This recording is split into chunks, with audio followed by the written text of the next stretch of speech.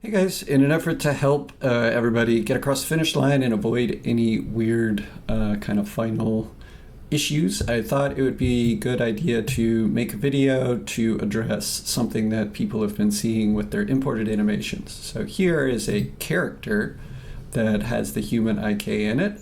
You can get to your human IK window by clicking this little button up here and then selecting what is going on in the scene. Currently, there's just one. It's called Alberto HIK. So this has both a definition, which has a skeleton in it, and also controls.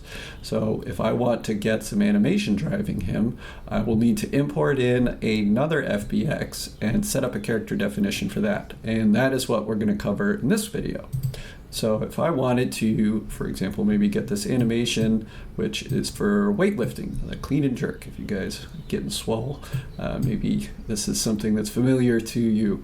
So here, this animation is pretty long. It's 415 frames, but it has no T-pose on it. So that's the first thing that you want to make sure to set up. Let me just go ahead and hide Alberto so we can get this set up a little bit easier.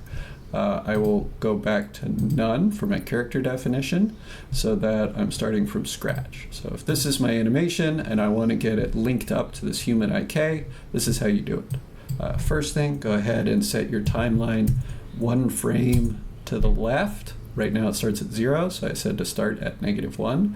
That way you can add in a new key pose here to the left of all your animation. The next step is to make sure that you've zeroed out all the rotation values on every single joint. To select every joint quickly, you can left click on the hips, then right click on the hips and say select hierarchy. That will grab every single joint inside of that skeleton. Now that every joint is selected, you can come over to the rotations, highlight all 3 of them by left clicking and dragging down, typing 0, and then hitting enter. Now we're in a nice neutral T pose.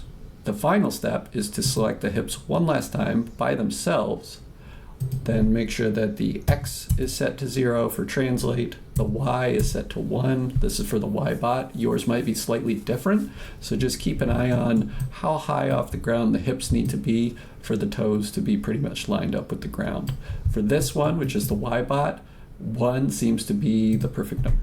So then also make sure that Z is set to 0 so that you can then one more time select the hips, right click on the hips, select hierarchy, and then with your playhead set to -1, hit S. That will lock in a keyframe value for every single rotation and translation on this skeleton. This is what we can use to now define our character. So to get that going, what we want to do is say create character definition. So it's an empty one. This is going to be my new animation. So I'll just name it that really quickly. Then I will select the hips. And with the hips selected, because in previous videos I showed you guys how to get a character definition set up, I'm going to use that to just fire through real quickly and assign all the bones to the correct things. If you haven't done this, if you haven't created a character definition, it's as simple as selecting what part of the rig you're going to be assigning, and then, I apologize, selecting the joint that you want to use, and then right-clicking on that part of the rig and saying assign selected bone.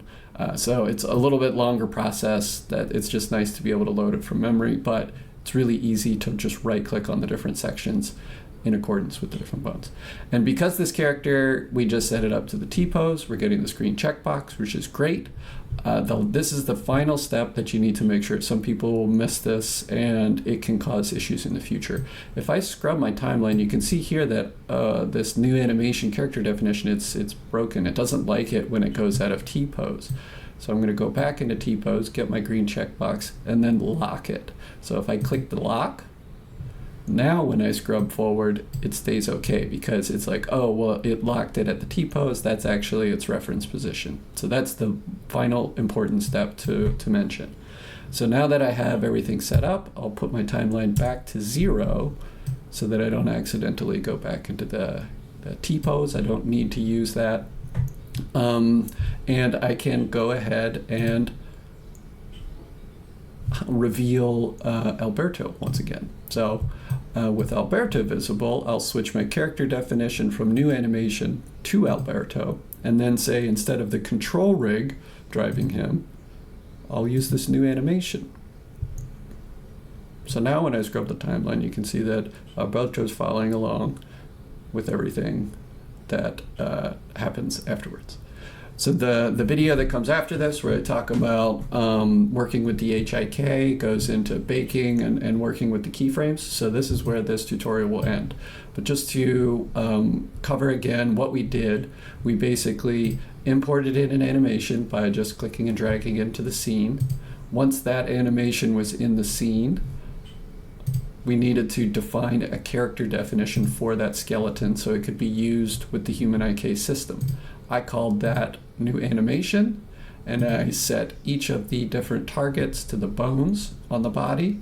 And then I also made sure on this frame, which is 1 to the left at -1, I zeroed out all the rotation values for every single joint, and then only on the hips, I set the translate up to Y and the X to 0 and the Z to 0.